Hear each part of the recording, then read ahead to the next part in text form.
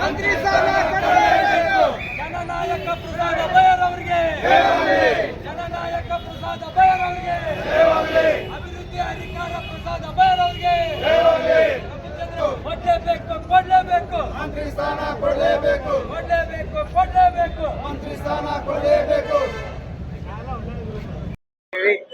ನಾವೆಲ್ಲ ಹುಬ್ಬಳ್ಳಿ ಧಾರವಾಡ ಸೆಂಟ್ರಲ್ ಕ್ಷೇತ್ರದಿಂದ ರಾಜಾ ದೇಸಾಯಿ ಅವರು, ಗಣೇಶ್ ಟಗರ್ಗಂಟೆ ಅವರು, ವಿಜಯನಗೌಡ ಪಾಟೀಲರು ಎಲ್ಲರ ಸಾಮೂಹಿಕ ನೇತೃತ್ವದಲ್ಲಿ ಈ ಒಂದು ಕಾರ್ಯಕ್ರಮವನ್ನು ಹಮ್ಮಿಕೊಂಡಿದ್ದೇವೆ. ಹುಬ್ಬಳ್ಳಿ ಧಾರವಾಡ ಪೂರ್ವ 72 ಕ್ಷೇತ್ರದಿಂದ ಸತತವಾಗಿ 3 ಬಾರಿ ಆರಿಸಿ ಬಂದು ಆ ಭಾಗದಲ್ಲಿ ಸಾಕಷ್ಟು ಅಭಿವೃದ್ಧಿ ಕಾರ್ಯಗಳನ್ನು ಮಾಡಿರ್ತಾರೆ ಮತ್ತು ಎಲ್ಲ ಸಮಾಜದ ಬಾಂಧವರೊಂದಿಗೆ ಒಳ್ಳೆಯ ಉತ್ತಮ ಸಂಬಂಧವನ್ನು ಹೊಂದಿರ್ತಂಥವರು ಯುವಕರು.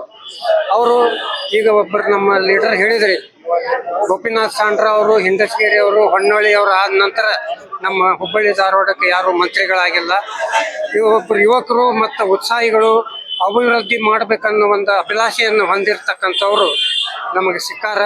ಅವರಿಗೆ ಮಂತ್ರಿ ಸ್ಥಾನವನ್ನು ನೀಡಿದ್ರೆ ಇವತ್ತು ನೋಡ್ತೀರಿ ನೀವು, ನಮ್ಮ ಈ ಕಿತ್ತೂರು ಚೆನ್ನಮ್ಮ ಸರ್ಕಲ್ನಲ್ಲಿ ಎಷ್ಟೊಂದು ಸಾರ್ವಜನಿಕರ ತೊಂದರೆಯನ್ನು ಅನುಭವಿಸಿದಂತಾಗ್ತಾ ಇದೆ. ಹೀಗಾಗಿ ಇವರು ಅಧ್ಯಕ್ಷರಾದ್ರೆ, ಇವರು ಮಂತ್ರಿಗಳಾದ್ರೆ ಸಾಕಷ್ಟು ಅಭಿವೃದ್ಧಿ ಕಾರ್ಯಗಳು ನಮ್ಮ ಭಾಗದಾಗ ನಡೀತಾವೆ.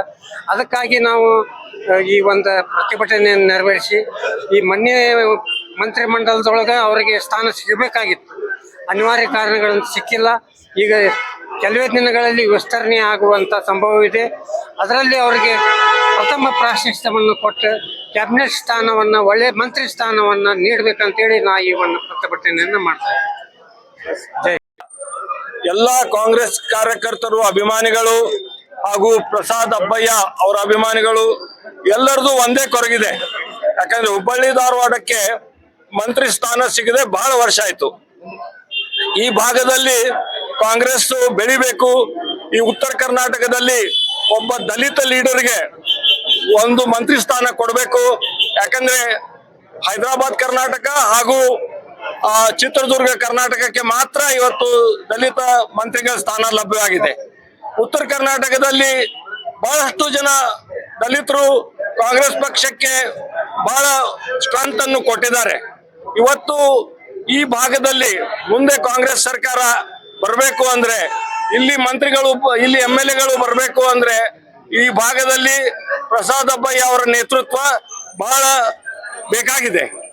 ಆ ನಿಟ್ಟಿನಲ್ಲಿ ಹೈಕಮಾಂಡ್ನವರು, ಮುಖ್ಯಮಂತ್ರಿಗಳಾದ ಸನ್ಮಾನ್ಯ ಶ್ರೀ DK ಶಿವಕುಮಾರ್ ಅವರು, AICC ಅಧ್ಯಕ್ಷರಾದ ಮಲ್ಲಿಕಾರ್ಜುನ್ ಖರ್ಗೆ ಅವರು, ನಮ್ಮ KPCC ಅಧ್ಯಕ್ಷರಾದ ಹರಿಪ್ರಸಾದ್ ಅವರು ನಮ್ಮ ಭಾಗಕ್ಕೆ ಒತ್ತು ಕೊಟ್ಟು ದಲಿತ ಒಬ್ಬ ಲೀಡರ್ 3 ಬಾರಿ ಬಹಳ ಅಂತರದಿಂದ ಗೆಲ್ತಾ ಬಂದಿದ್ದಾರೆ. ಮೊದಲನೇ ಬಾರಿ ಗೆದ್ದಾಗ 10,000, ಆಮೇಲೆ 20,000, ಮತ್ತೆ 30,000.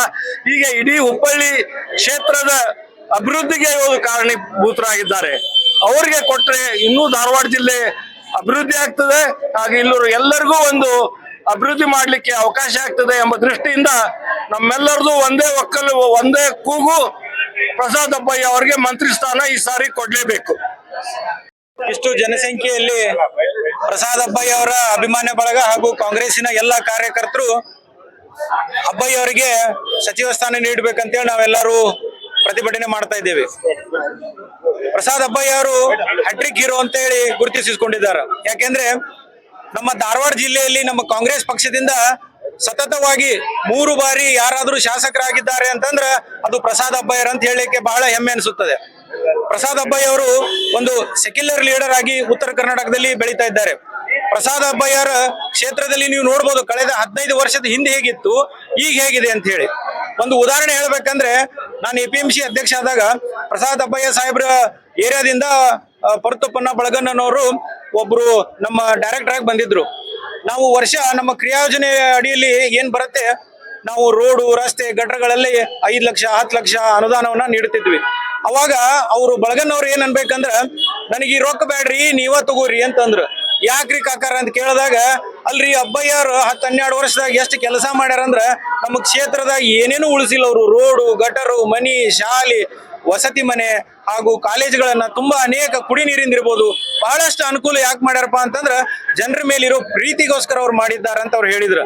ಅವಾಗ ಎಲ್ಲರಿಗೆ ಆಶ್ಚರ್ಯ ಆತ, ನೀವೀಗೇನು ಸೆಂಟ್ರಲ್ ಕ್ಷೇತ್ರದಲ್ಲಿ ಇದ್ರಿಲ್ಲ, ಕಳೆದ 40 ವರ್ಷದಿಂದ ಇಲ್ಲಿ ಬಿಜೆಪಿ ಅಧಿಕಾರ ಇಲ್ಲಿ ನೋಡ್ತಾ ಇದ್ರಿ ಏನಾಗಿದೆ ಅಂತ ಹೇಳಿ. ಅದೇ ಪಕ್ಕದಲ್ಲಿ ನಮ್ಮ ಪ್ರಸಾದ್ ಅಬ್ಬಯ್ಯರ ಕ್ಷೇತ್ರ ನೋಡ್ತಾ ಇದ್ದೀರಾ, 15 ವರ್ಷಗಳಲ್ಲಿ ಎಷ್ಟು ಮುಂದೆ ಹೋಗಿದೆ ಅಂತ ನಾವು ನೋಡ್ತಾ ಇದ್ದೀರಿ. ಅದಕ್ಕೆ ಇಲ್ಲಿ ಸೇರಿರೋ ಜನರ ನಾವು ಕೇಳೋದೇನಪ್ಪಾ ಅಂತಂದ್ರ, ಪ್ರಸಾದ್ ಅಬ್ಬಯ್ಯವರು ಬರೇ ಅವರ ಕ್ಷೇತ್ರಕ್ಕೆ ಮೀಸವಾಗಿಲ್ಲ, ಉತ್ತರ ಕರ್ನಾಟಕಕ್ಕೆ ಧಾರವಾಡ ಜಿಲ್ಲೆಗೆ ಅವರು ಮೀಸಲಿದ್ದಾರೆ ಅಂತ ಹೇಳಕ್ ಇಚ್ಛೆ ಪಡ್ತೇನೆ. ತಮಗೆ ಇನ್ನೊಂದು ವಿಶೇಷವಾದ ಮಾಹಿತಿ ಏನಪ್ಪಾ ಅಂತಂದ್ರೆ, ಕೋವಿಡ್ ಟೈಮ್ ನಲ್ಲಿ ಯಾವ್ದಾದ್ರು ಒಂದು MLA ಆಫೀಸ್ ತೆಗೆದಿತ್ತಪ್ಪ ಅಂದ್ರೆ ಪ್ರಸಾದ್ ಅಬ್ಬಯ್ಯರ ಆಫೀಸ್ ಮಾತ್ರ ತೆಗೆದಿತ್ತು. ನಾವು ನೋಡ್ಬೋದು ಕೋವಿಡ್ ಟೈಮ್ ನಲ್ಲಿ ಅವ್ರ ಮನೆಯವರು ಅವರು ಹಲವಾರು ಟೈಮ್ ಎಲ್ಲ ದವಾಖಾನಿಗೆ ಅಲ್ಲೇ ಇಲ್ಲೇ ಅಡ್ಡಾಡಿ ಎಲ್ಲ ಜನರಿಗೆ ಅನುಕೂಲ ಮಾಡಿಕೊಟ್ಟಿದ್ದಾರೆ. ಅದಕ್ಕೆ ನಾವು ಹೈಕಮಾಂಡಿಗೆ ಬಹಳ ನಮ್ರತೆಯಿಂದ ಕೇಳೋದೇನಪ್ಪಾ ಅಂದ್ರ, ಇಂಥ ನಾಯಕರ ನೀವು ಸಚಿವ ಸ್ಥಾನ ಕೊಟ್ಟಿದ್ದಾಗಿದ್ರ ಧಾರವಾಡ ಜಿಲ್ಲೆಯಲ್ಲಿ ಮುಂಬರುವ ಇಲೆಕ್ಷನ್ ನಲ್ಲಿ ಕಾಂಗ್ರೆಸ್ ಮತ್ತಷ್ಟು ಬೆಳೀತದೆ ಅಂತ ಹೇಳಕ್ ನಾನು ಇಚ್ಛೆ ಪಟ್ಟು, ದಯವಿಟ್ಟು ಹೈಕಮಾಂಡ್ ಅವರು ಈ ಕೂಗಿಗೆ ಬೆಲೆ ಕೊಟ್ಟು ಪ್ರಸಾದ್ ಅಬ್ಬಯ್ಯರಿಗೆ ಸಚಿವ ಸ್ಥಾನ ನೀಡ್ಬೇಕಂತೇಳಿ ನಮ್ಮಲ್ಲಿ ಕಳಕಳಿ ವಿನಂತಿ ಮಾಡ್ಕೋತೇವೆ.